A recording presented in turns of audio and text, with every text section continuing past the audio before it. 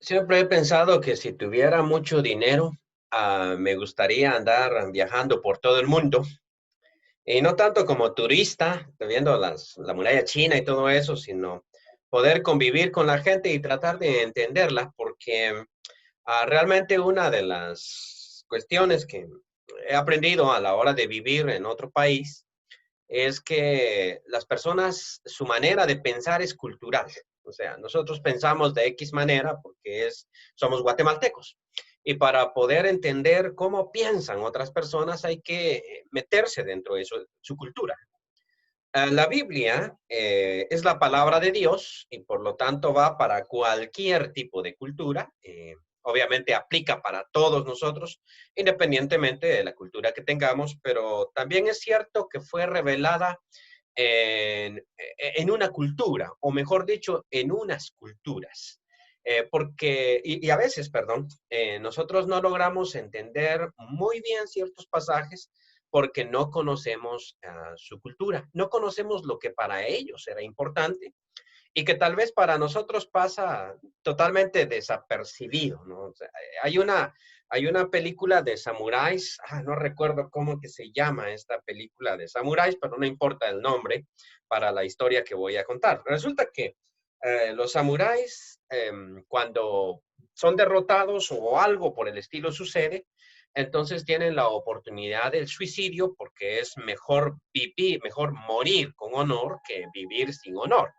Una cuestión que yo no voy a comprender jamás, ¿no? Entonces, dentro de sus armas, aparte de la espada grande, la katana que tienen, tienen un cuchillo, una espada chiquitita que es con la que se pegan el golpazo en el estómago y se parten todo, ¿no? Y viene otro y les quita la cabeza. Bueno, la película trata de un tipo que no es japonés, sino es mezcla extranjera.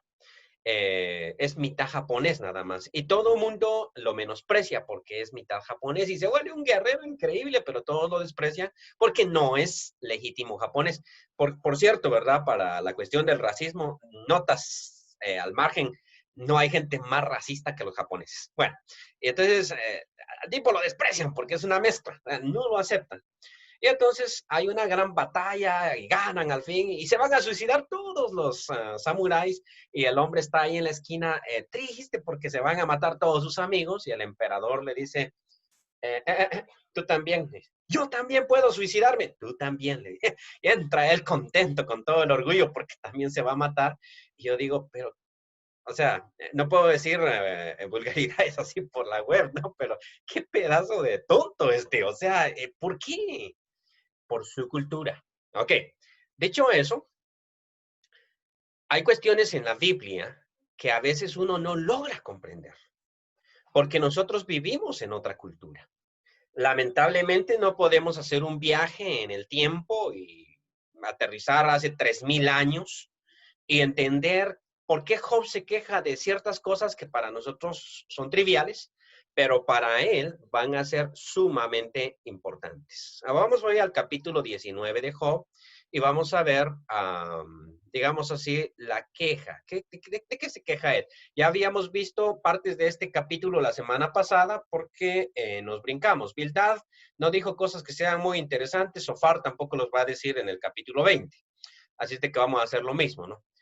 Respondió entonces Job y dijo, ¿hasta cuándo angustiaréis mi alma y me molestaréis con palabras? Ok. Ya me habéis vituperado 10 veces, no os avergonzáis de injuriarme. Habíamos visto estos pasajes de cómo es que ellos insistían en molestar a Job, ¿no? Y nuestra insistencia, muchas veces, nosotros tenemos el dicho, y me parece interesante, hacer leña del árbol caído. Realmente todos hacemos leña del árbol caído, ¿no? Es algo típico, pero tenemos ese dicho, no hacer leña del árbol caído. Aquí en Tegucigalpa en los bulevares hay unos árboles, son árboles de cerezas, pero son agrias, ¿no? Y entonces, de cuando en cuando se cae uno de esos y no tarda ni 15 minutos porque la gente llega y hace leña del árbol caído. O sea, la gente que cocina con leña no va a desperdiciar un bonito árbol que esté atravesándose ahí el bulevar. Y dicen que están ayudando a la comunidad, ¿no? Que claro, se llevan la leña. Entonces, yo no conozco a alguien que no haga leña del árbol caído, pero siempre decimos no hacer, perdón, no hacer, eh, leña del árbol caído. Bueno, sigo. Ronnie. Ah, ok, ok. Te estaba viendo en el chat, Marlon, ahí que está comentando el nombre de la película. Ya, aún siendo verdad que yo haya errado, sobre mí recaería mi error. Pero si vosotros os engrandecéis contra mí y contra mí alegáis mi oprobio, sabed ahora que Dios me ha derribado y me ha envuelto en su red. Habíamos comentado esto a la crítica que hace Job a sus amigos de, miren, si yo cometí un pecado, ¿eso en qué les afecta a ustedes? No es la única vez que Job lo dice. Job lo va a decir varias veces y a Dios también se lo va a decir. Precisamente en el capítulo 7 de Job, en su versículo, voy a leer aquí de mi Biblia el versículo 19 y luego el 20, donde dice lo mismo. ¿Hasta cuándo no apartarás de mí tu mirada y no me soltarás siquiera hasta que trague mi saliva? Estaba orando con Dios y le dice, déjame siquiera un ratito, o sea, un ratito que me pase esto y deja que me trague mi saliva. Y luego en el versículo 20 hace una pregunta que lamentablemente Dios no contesta, ¿no? Si he pecado, ¿qué puedo hacerte a ti, oh guarda de los hombres? O sea, la pregunta de Job es, mira, si yo he pecado, porque obviamente puede él haber pecado. Si yo he pecado, ¿en qué te afecta a ti? Cuando yo hablo de lo que es un delito y la diferencia entre un delito y un pecado, siempre digo que el delito es un agravio contra el prójimo y por lo tanto las leyes humanas van a buscar la convivencia. Y el pecado es algo que se hace a Dios. Vamos a poner el ejemplo. ¿En qué me afecta a mí que el vecino se tome 5 cervezas? Esa es una buena pregunta. ¿En qué me afecta a mí? Bueno, realmente no me afecta y por lo tanto no es delito. Él puede tomarse sus 5 cervezas. Eso no significa que no sea pecado, solo significa que no es delito. Ahora, si él agarra su carro bajo el efecto de 5 cervezas, ahora sí me puede afectar, ahora sí se convierte en delito. Entonces, ser borracho no es delito, pero manejar en estado de ebriedad o de alcoholismo, o si pone, ¿cuánto es? 0.8, ¿no? El nivel de alcohol, ahora se convierte en delito porque me puede afectar. Ahora, puede afectarme. Muy bien. Y a veces uno se pregunta, ¿por qué, por ejemplo, el gobierno no prohíbe el alcohol? Porque eso ofende a Dios. No, es que el gobierno no va a pensar en lo que ofende o no ofende a Dios porque a veces hay un pluralismo religioso en ciertas naciones, que son las que nos imponen el ritmo a nosotros. Por ejemplo, Estados Unidos. Cuando uno cree que Estados Unidos es un país evangélico, se equivoca. Estados Unidos no es un país evangélico. La iglesia más grande en Estados Unidos es la iglesia católica. O sea, es la más numerosa, ¿no? La iglesia más grande. Claro, hay muchos protestantes, sobre todo en el sur, que son los que tienen contacto con nosotros, ¿no? Y lo que a uno le llama la atención a veces es que en cada ciudad de Estados Unidos, porque son muy religiosos, también hay mezquitas. La última vez que yo estuve allá en Estados Unidos, un par de árabes ahí, uno en cuestión me estaba evangelizando, trataba de evangelizarme él. Fuimos a comprar algo al mall y él era uno de los que cuidaba ahí y empezó a conversar conmigo y que era jordano y que me presentaba a Alá y que era la última actualización. Me estaba poniendo este ejemplo de si usted tiene una computadora, ¿qué prefiere? ¿El último software o el anterior? Porque nosotros es la última actualización. Yo le dije, no, pero la última actualización del Islam, pero primero le pregunté, ¿usted qué es sunita? Sí, porque que yo sepa, la última actualización del Islam son los chiitas, ¿no? Ahí sí cambió de tono, no le haga caso a esos locos, no son actualización, son un virus. Ok, pero la cuestión es que es un tanto religioso realmente. Sí, pero sí se enojó, ¿ah? No le haga caso a esos locos, me dijo. Prefiero que usted sea cristiano y no chiita, me dijo. Bueno, en fin. El caso es que Estados Unidos incluso puede tener chiitas, es sumamente religioso. Entonces, cuando las leyes de allá tratan de quedar bien con un Dios, ellos se van a preguntar, ¿con qué Dios? Porque cada una de estas iglesias tiene un Dios diferente. Entonces prefieren ser laicos y van a regular lo que es un delito, no lo que es un pecado. Pues Job aquí dice, ok, si yo he pecado, ¿en qué les afectó a ustedes? ¿En qué les afectó? O sea, ¿por qué me persiguen a mí? Y en determinado momento le hace la pregunta a Dios también. Si he pecado, ¿qué puedo yo hacerte a ti, oh guarda de los hombres? Yo creo, yo soy teológicamente como Job y tengo que buscar alguna respuesta por la cual Dios se interesa por mi pecado, porque Dios es infinitamente grande y superior. Y a veces yo creo que le estoy haciendo un favor cuando Él no necesita absolutamente nada. A mí me ha tocado evangelizar, he evangelizado, invitaba a la gente y a veces la gente me dice, no se preocupe, usted ya me visitó mucho. La próxima semana voy a llegar a su iglesia, como que me estuviera haciendo un favor a mí. Ahora, si llega con su diezmo y toda la cosa, ahí sí tal vez, ¿verdad? Me está haciendo un favor, pero como no recogemos diezmos, entonces yo le digo, no se preocupe, es que no es por hacerme un favor a mí, pues si usted no quiere, no vaya. Pero las personas tienden a pensar esto, ya es sábado, y pobrecito el tío, porque aquí todos somos parientes, ¿no? Pobrecito el tío, vamos a poner el celular, porque pobrecito hay que verlo, hay que hacerle este favorazo. Realmente no se trata de esa situación, pero a veces nosotros, ahora sí voy, creemos, como dijo Homero Simpson, que nuestras oraciones pagan su salario. O sea, creemos que vamos a cantar porque al cantar como que le estamos dando fuerza a Dios. Vamos a leer la escritura porque le estamos haciendo un favor al Señor. Esta idea existe muchas veces en nosotros y no vamos a pecar porque el pecado le afecta, lo disminuye, cuando en realidad Dios no necesita de nada. Eso es lo que Job se presenta. Y yo, o sea, ¿qué cosa pude haber yo hecho para afectar a Dios? Esta es la pregunta que Dios no contesta. Ni más adelante, por lo menos yo no le he encontrado la respuesta. ¿Sí? En ningún momento Dios dice, mira, si me afectas en esto. Solo sabemos, en efecto, que nuestro pecado le afecta a Dios, ¿no?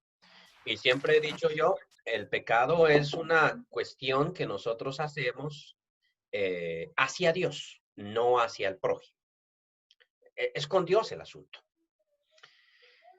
Eh, bueno, no me gusta ver, pero a mi esposa de cuando antes le gustaba, hasta que se fijó que la María Polo iba por los gays y toda esa cuestión, dejó de verla, pero le gustaba antes verla. Y había algo interesante de María Polo cuando salía un tipo ahí o una mujer que decía, y la agarré del pelo. ¿A quién? A la amante de mi marido. Y ella le decía, ajá, ¿y por qué?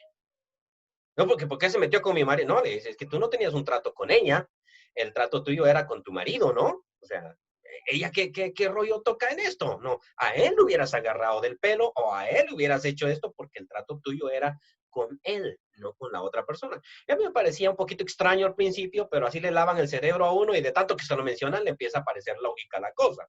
Y entonces la lógica de Job aquí es, miren, si yo cometí un pecado, fue contra Dios, ¿no? No fue contra ustedes.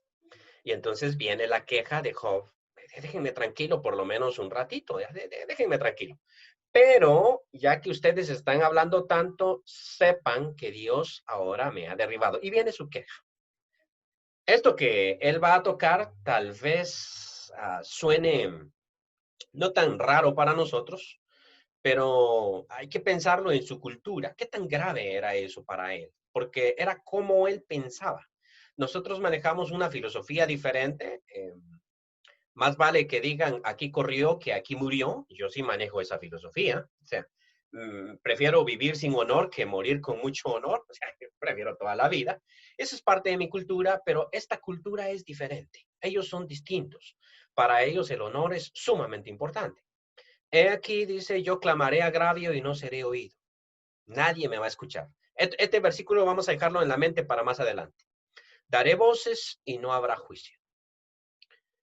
Cercó de vallado mi camino y no pasaré. Dios lo hizo. Y sobre mis veredas puso tiendas para vigilar que yo no pasara. O sea, no importa el camino que yo agarre, de esta ya no salgo. Ni siquiera busco un médico. No, es que Dios me está cerrando el camino. Nada puede hacer un médico. Si Dios determina que yo voy a morir y punto. No queda de otra. Me ha despojado de mi gloria. Ah, interesante, ¿no? ¿O será que la esposa se llamaba Gloria? Y eso debería estar con mayúscula. Este es algo que nosotros tenemos que comprender de su cultura. Para él, esto es grave. O sea, la idea de yo era una persona sumamente honorable, honrada, la gloria que yo experimentaba y Dios me la quitó. O sea, esto fue grave. Y quitó la corona de mi cabeza, lo que yo tenía. Me arruinó por todos lados y perezco. Y ha hecho pasar mi esperanza como árbol arrancado. Hizo arder contra mí su furor y me contó para sí entre sus enemigos. Vinieron sus ejércitos a una y se atrincheraron en mí y acamparon en derredor de mi tienda. Hizo alejar de mí a mis hermanos. O sea, esto es grave para él. Y mis conocidos como extraños se apartaron de mí. Hay una cosa que Dunia me critica bastante a mí. No me critica, sino que resalta, ¿no? Y es que soy una persona sumamente solitaria, o sea, soy solitario. Aquí en este cuarto es mi oficina improvisada, ¿sí? Aquí a la par tengo una cama, aquí tengo mi escritorio, aquí tengo mi silla y atrás tengo una silla donde me recuesto más cómodo. Y ahí puedo pasar todo el día, o sea, todo el día puedo pasar aquí en este espacio, o sea que si a mí alguna vez me echan preso, lo único que me va a dar pena van a ser los otros presos que están conmigo, pero si es en Estados Unidos como el Chapo Guzmán, donde está solito, encerrado en una pared de 8 por 4, yo creo que yo estaría contento en ese lugar, solo pásenme aquí una computadora, un libro, un cuaderno y un tablero de ajedrez y démosle. Porque soy una persona solitaria. Y entonces me dice, yo le digo, pues yo siempre fui así. O sea, de niño también era solitario y eso de apartaste a mis amigos de mí. Joseph es diferente. Joseph se muere por una amistad. A él le gusta la gente. Cuando alguien nos visita, él brinca en un pie y está contento. Y para mí, no, que me visiten, no. O sea, que sean mis amigos, pero allá de lejitos, ¿no? O sea, para mi cumpleaños, que solo se recuerden, me pongan un mensaje en Facebook y eso sí, manden los regalos. Eso sí es importante, ¿no? O por lo menos que vengan, pero con comida. No que vengan, te vine a celebrar tu cumpleaños. Hasta llegó una vez un amigo para mi cumpleaños. Mira, te traje una botella de vino. Vos sabes que yo no bebo. Pero yo sí. O sea, qué interesante, ¿no? Cómo es la gente, ¿no? Y hacen esas cosas. Bueno, ¿qué pasó con la botella de vino? ¿Sí se la bebió? Sí, se la bebió. O sea, era para él, ¿no? Pero a veces así somos. Y entonces no voy a comprender lo que Job dice, pero para Job, noten cómo él se queja de esas cosas. Hizo alejar a mis hermanos y mis conocidos como extraños se apartaron de mí. Yo hubiese dicho, qué bueno, qué bueno. Mis parientes se detuvieron y mis conocidos se olvidaron de mí. Igual, yo hubiese pensado, esto me está revelando quiénes son amigos verdaderos, pero a Job esto le duele mucho. Los moradores de mi casa y mis criados me tuvieron por extraño, forastero fui a sus ojos. Llamé a mi siervo y no respondió. Ok, para alguien de aquel tiempo esto era grave, ¿no? De mi propia boca le suplicaba. Mi aliento vino a ser extraño a mi mujer, aunque por los hijos de mis entrañas le rogaba. Aún los muchachos me menospreciaron. Esto sí es grave. Eh, por ejemplo, hay un episodio en la Biblia que a veces no comprendemos muy bien. Se trata de Jeremías, ¿no? Jeremías viene subiendo, ¿ok? Y hay un grupo de muchachos locos, ¿no? En la ciudad, cerca de la ciudad, y empiezan a gritarle, sube calvo, ¿no? Y entonces el texto dice que, Eliseo, perdón, Jeremías dije, ¿no? Tenía Eliseo en la mente. Eliseo los maldice y osos salieron y destrozaron a los muchachos. Entonces uno puede decir, oye, tan grave por una bromita tan insignificante, las bromas son pesadas o no pesadas dependiendo del contexto y dependiendo de la cultura. Hay culturas donde no se bromea y hay culturas donde ¿Cuál es una broma? Entonces, entre nosotros sería como, sobre todo entre nosotros como familia, que somos sumamente bromistas y bandidos, sería como, y por eso, pero en una cultura como la antigua, eso que ellos hicieron con él fue un gran insulto que merecía lo que sucedió ahí. Por eso es que eso queda escrito en la Biblia y a nadie le llama la atención hasta que una cultura diferente mira eso. Entonces, lo que está diciendo Job aquí, por ejemplo, el hecho de que los muchachos me menospreciaron, yo diría, pero si estos vecinos que están enfrente de la casa todo el tiempo me menosprecian, o sea, todo el tiempo hacen eso. Estaba yo, por ejemplo, en Estados Unidos, estaban los compañeros de clase, unos japoneses adolescentes, estaban haciendo un juego, y me dijeron que jugara, y yo estaba en una baranda con ellos, y yo les dije, no, porque a mí no me gustan los juegos. Y entonces uno de ellos dijo, déjenlo, él que ya está viejo. Eh, ok, dije yo, ¿será que estoy viejo o no me gustan estos juegos? Pero los muchachos se burlan de uno y a uno, japonés loco. Dije, no, no le hago caso, ¿no? Al rato estaba platicando con él, ¿cuál es el problema? Una tontera que dijo. Pero en una cultura antigua, eso de que un muchacho lo menosprecia a uno, eso es grave. Dice, al levantarme, hablaban contra mí. O sea, eso es lo que él está que le molesta. Todos mis íntimos amigos me aborrecieron y los que yo amaba se volvieron contra mí. Hasta ahorita va a mencionar el dolor físico. Si nos fijamos cuánto le dedicó a lo que era la honra para él, la gloria que tenía, cómo se han burlado de él, cómo lo han dejado, cómo sus siervos no le responden, cómo su mujer ni siquiera le pone atención, cómo sus amigos lo abandonaron, cómo sus hermanos se olvidaron de él. Y hasta ahorita va a hablar de lo físico, para que notemos dónde está el énfasis de él. Y a uno eso le parece extraño, pero es su cultura. Mi piel y mi carne se pegaron a mis huesos. Y parece que lo que me está doliendo es que me están mirando flaco. Y he escapado con solo la piel de mis dientes. Oh, vosotros amigos, aquí viene lo que le va a decir. Tened compasión de mí, tened compasión de mí, porque la mano de Dios me ha tocado. Creo yo que este dicho de él o este alegato de él sí tenemos que ponerle atención. ¿Por qué?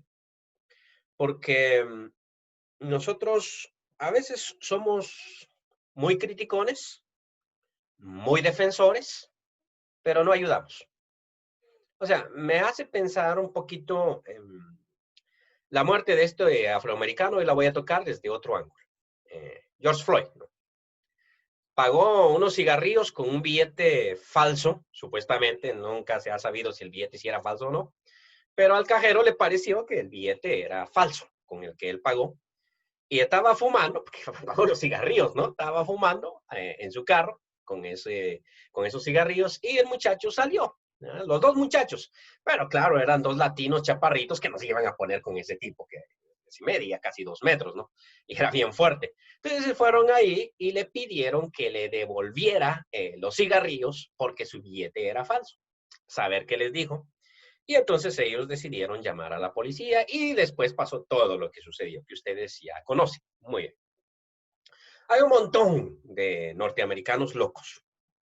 Locos porque en medio de la pandemia del coronavirus andan protestando sin mascarilla y después van a caer enfermos y le van a echar la culpa al sistema médico de Estados Unidos. Así es la gente, ¿no? Entonces hacen protestas, hacen de todo y lo que me parece más raro es que andan quemando negocios sin importar si son de latinos, blancos, negros, ¿qué va?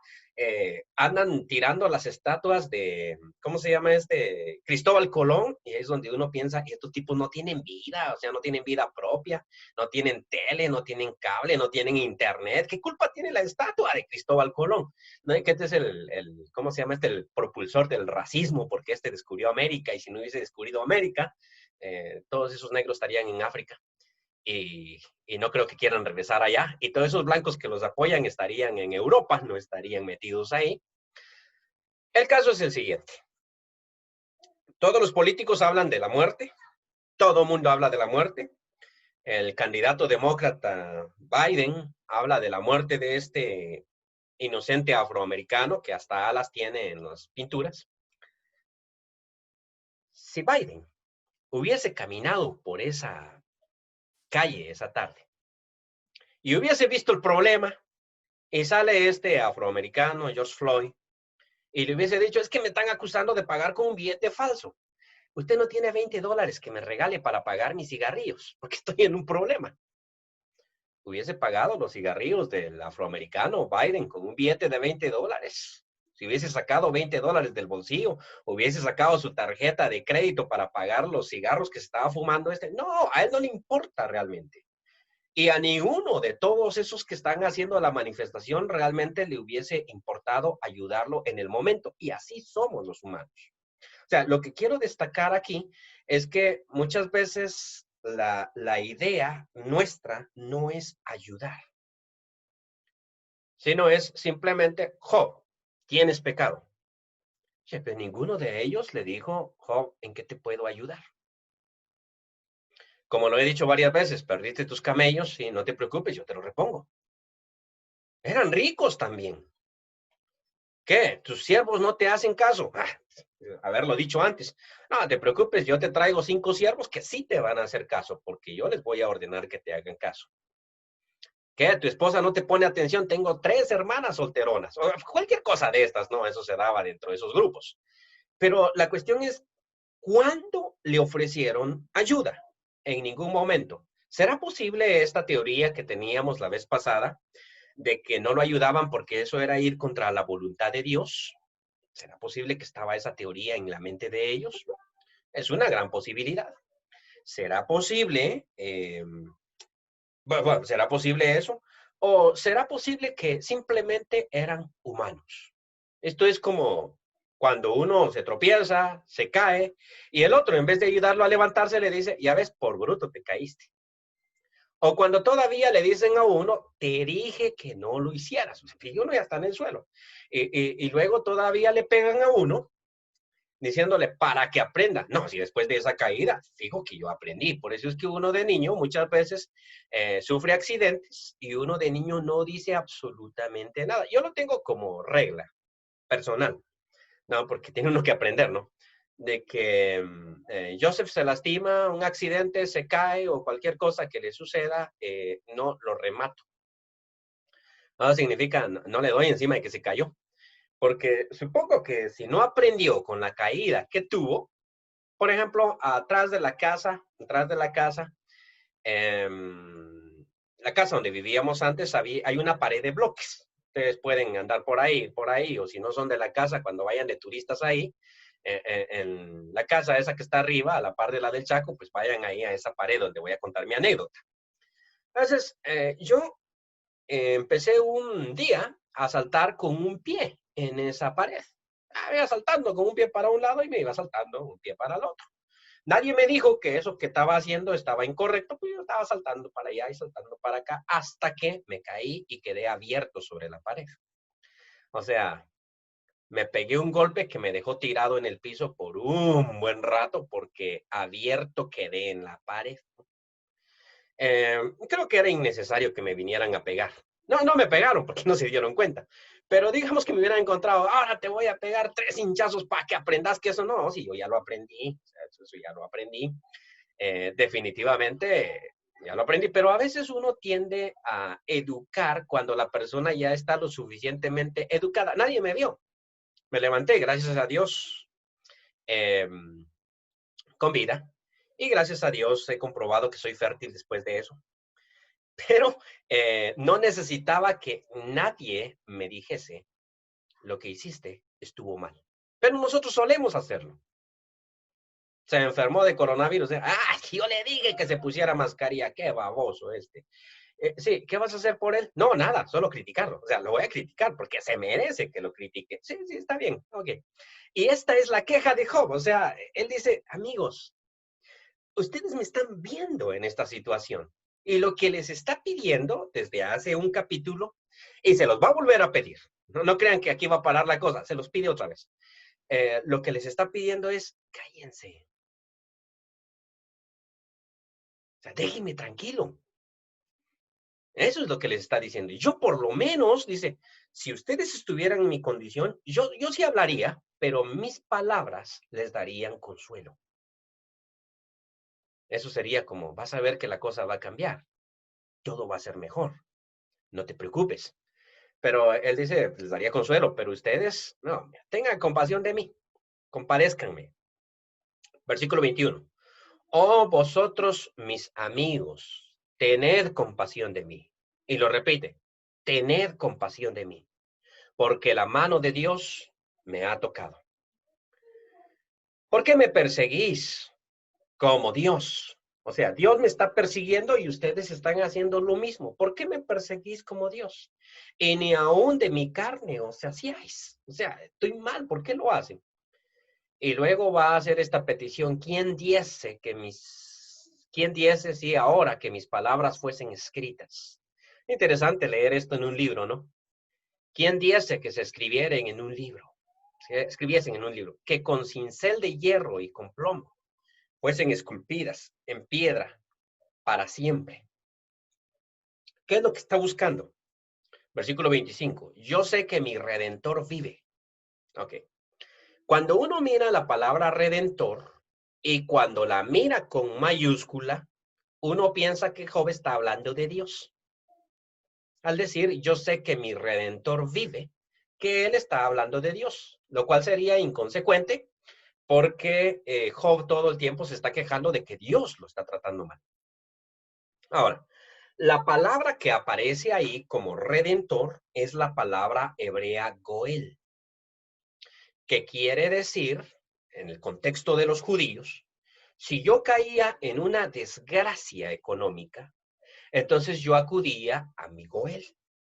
Y mi goel era el que rico, el tío rico, el hermano rico, que iba a pagar mi deuda. Claro, yo se la tenía que pagar a él, pero él me protegía en este momento.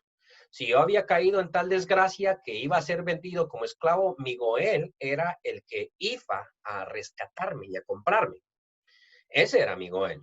Y si yo había muerto sin tener hijos, otro se iba a casar con mi esposa y al primer niño que iban a tener le iban a poner mi nombre para que mi memoria jamás fuese borrada. Otra cuestión de la cultura hebrea que yo no entiendo. ¿Sí? Pero esa era la idea, ¿no? Que mi nombre no sea borrado de Israel y ese se llamaba también mi goel. Y voy a la última. Si alguien me mataba, se iba a levantar lo que la Biblia llama el vengador de la sangre e iba a perseguir al asesino hasta donde lo alcanzara y al alcanzarlo le podía dar muerte a no ser que el asesino, perdón, bueno, en este caso el presunto asesino, entrara a la ciudad de refugio, donde lo iban a juzgar y si me había matado con alevosía, es decir, era asesino, entonces lo iban a matar. Iba a hacerse venganza sobre mí, porque el Goel iba a estar a la puerta pidiendo que entregaran al hombre. Y si había sido un accidente, entonces el hombre podía permanecer dentro de la ciudad sin que yo lo pudiera tocar, pero el Goel iba a estar ahí cerquita velando a ver a qué hora sale ese bandido de ahí de la ciudad y lo me puedo desquitar. Ese era mi Goel. Entonces, lo que Job está pidiendo es un Goel. Es quién, o sea, este es quién podrá ayudarme. Y en este caso, aunque he citado las famosas palabras que invocan al Chapulín Colorado, quiero hacer notar que el Chapulín Colorado es el superhéroe más tonto que yo he conocido en películas, porque nunca he conocido uno en realidad. Y el más cobarde y miedoso que también hayamos visto como superhéroe. Pero lo que sí es cierto es que ese Chapulín era tonto y era cobarde, pero jamás dejaba a alguien desamparado. O sea, él miraba cómo le hacía. O sea, él temblaba y toda la cuestión, pero, o sea, siempre estaba ahí con el necesitado. Mejor dicho, si le hubiesen dicho, ¿quiere usted otra profesión que no sea superhéroe? Creo que el Chapulín corriendo hubiera tomado cualquiera, porque todo le daba miedo. Y es interesante ver a una persona llena de miedo, pero colaborar al mismo tiempo. De joven está pidiendo algo como esto. O sea, de mis amigos, mis hermanos, me han dejado solito. Entonces él pregunta, ¿dónde está mi Goel? Y eso significa, ¿dónde está mi hermano? El hermano cercano que me tenía que proteger. Ah, no está mi hermano, me abandonaron. ¿Dónde están por lo menos mis amigos? No, tus amigos te están acusando. Y entonces con amigos como estos, pues dice el dicho, ¿quién necesita enemigos? Y por eso es que cuando se queja de sus amigos, dice, que creo que ha sido mal traducido, le explico por qué. En hebreo, por ejemplo, no hay mayúsculas ni minúsculas. No existen. Allá todo se escribe, y no voy a decir con minúsculas porque sería un error. Todo se escribe con la misma letra. Entonces, ¿qué pasa cuando aparece un nombre propio como Raquel, como Jacob? Se escribe con la misma letra. Eso tiene uno que conocer bien el nombre para saber que no es una palabra, sino es un nombre. Y a veces los nombres tienen significado, ¿no? Y eso complica a veces. La palabra Dios en hebreo se escribe con mayúscula, no, se escribe igual, o sea, es que no hay mayúsculas y minúsculas. Entonces, cuando los traductores son los que ponen la mayúscula, por ejemplo, espíritu con mayúscula, que a veces me hacen esta pregunta, ¿verdad que espíritu con mayúscula es el Espíritu Santo y espíritu con minúscula es el espíritu de uno? Y le digo, sí, sí, según el criterio de los traductores. ¿Por qué? Porque en griego no hay mayúscula ni minúscula, ni tampoco en hebreo. Entonces, es el traductor el que cuando llega a cierto pasaje dice, aquí están hablando de Dios. Entonces voy a poner Dios con mayúscula. Aquí están hablando de un Dios falso. Entonces lo voy a poner con minúscula. Esto que es espíritu es el Espíritu Santo, entonces lo pongo con mayúscula. Es el traductor el que va tomando ese tipo de decisiones. Entonces, por eso es que en la Reina Valera moderna, la actual, Génesis 1:3, el Espíritu de Dios se movía sobre la faz de las aguas, aparece con minúscula, y muchos han protestado y dicho, le quitaron la mayúscula, o sea, qué blasfemia, ¿no? No, no, no, no, es simplemente que el traductor tomó una decisión diferente y pensó que no hacía referencia al Espíritu Santo. Puede estarse equivocando, puede estar en lo correcto, pero eso de mayúscula a veces afecta, y en este caso es precisamente lo que sucede. En Reina Valera está, por ejemplo, yo sé que mi redentor con mayúscula vive. Y eso dicen, está hablando de que Dios vive. No, está diciendo que él sabe que en algún lugar está esa persona. Y de hecho va a aparecer Eliú más adelante que le dice, yo quiero ser tu redentor. Ya se lo dice. Yo quiero realmente justificarte, Job. Yo estoy contigo. Pero luego vamos a ver si está con él, ¿no? Y dice, y al fin se levantará sobre el polvo, o sea, sobre el polvo mío, pero se va a levantar este tipo, el que me va a defender y el que va a escribir en un libro mis palabras, porque los amigos le están diciendo, cállate. Y él dice, no, no, no, más bien quiero que mis palabras se escriban en piedra para que queden grabadas para siempre. Este redentor se va a levantar, al cual, dice, y después de deshecha esta mi piel, en mi carne he de ver a Dios, porque mi redentor me va a defender, al cual veré por mí mismo, y mis ojos lo verán, y no otro, aunque mi corazón desfallece dentro de mí. Mas deberías decir, ¿por qué le perseguimos? Ya que la raíz del asunto se halla en mí. O sea, yo tengo el problema. ¿Ustedes qué les afecta? Temed vosotros delante de la espada, porque sobreviene el furor de la espada a causa de las injusticias, para que sepáis que hay un juicio. Más bien, asústense de lo que están viendo. Y creo que en una de las teorías que he leído sobre los amigos de Job, realmente lo que hace que ellos protesten tanto es el temor. ¿Cómo así? Bueno, todos sabemos ese dicho que dice, perro que ladra no muerde, ¿no? Perro que ladra no muerde. Okay. Lo que a veces no sabíamos es que el pobre perro ladra porque tiene miedo. Y por eso es que entre más chiquito es el perro, más ladrador se vuelve. Y por eso cuando ustedes busquen un perro guardián, busquen un chiquito, porque esos hacen un escándalo increíble. Entonces, perro que ladra no muerde y los perros ladran por miedo. Entonces dice que los amigos de Job criticaban a Job por el miedo que les daba. Job era su héroe, era la persona más ética que ellos habían visto. O sea, era la persona que ellos querían imitar. Y la idea era que si uno era como Job, entonces tenía que ser bendecido económicamente, igual que Job lo era. Y si uno era tan correcto como Job, Dios iba a cuidar que a uno jamás le pasara absolutamente nada malo. Y entonces, si Job es inocente y le pasa eso, entonces, ¿qué podemos pensar de nosotros mismos? ¿O qué puedo pensar yo de mí mismo? O sea, para decirles, dicen que el presidente de Honduras, ¿okay?, está enfermo de coronavirus.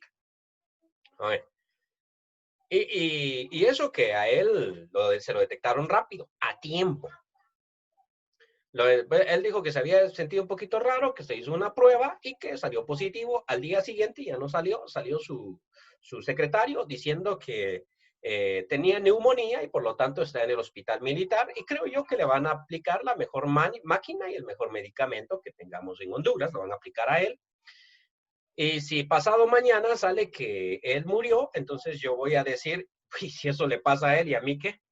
O sea, ¿qué esperanza tengo yo de que a mí me curen en el hospital si al mismo presidente no pudieron rescatarle la vida? Así los amigos de Job decían, si Job, con cómo es, con su justicia, le pasa lo que le pasa, ¿qué seguridad tenemos nosotros de que a nosotros no nos va a pasar otro tanto de eso? Y que la insistencia en molestar a Job para que revelara su pecado tenía que ver con eso.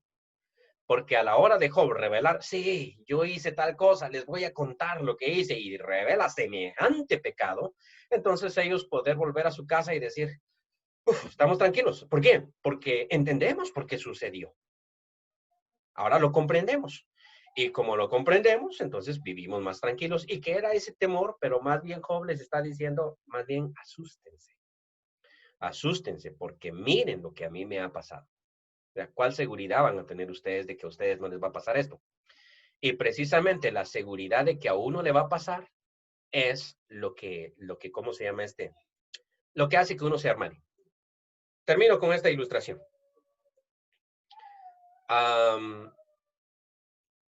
Bueno, proviene realmente de ilustración sobre ilustración.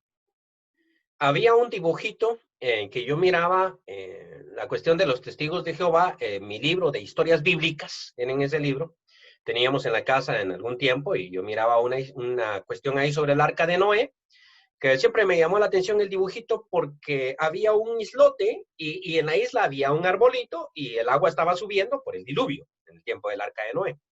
Y sobre ¿cómo se llama este? El arbolito estaba, no recuerdo qué animalito era, pero era como una pequeña ave junto con una serpiente escapándose del agua. Entonces me parecía rara porque la serpiente es peligrosa, ¿no?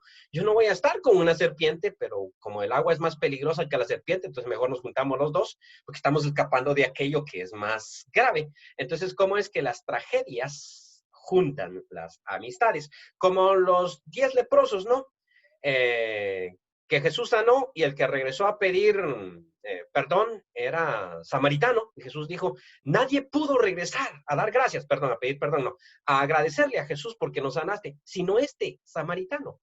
Los otros 9 eran judíos, sí, y no con que los judíos y samaritanos no se llevaban entre ellos antes de que se enfermaran de lepra, pero una vez enfermándose de lepra, ¿cuál racismo, no? ¿Cuál clasismo? Si aquí todos nos discriminan, entonces andamos los 10 leprosos juntos y ya no nos preguntamos si usted es samaritano, que no es samaritano, que sí, que no, que quién sabe, que usted me va a contaminar, todos estamos contaminados, ¿no?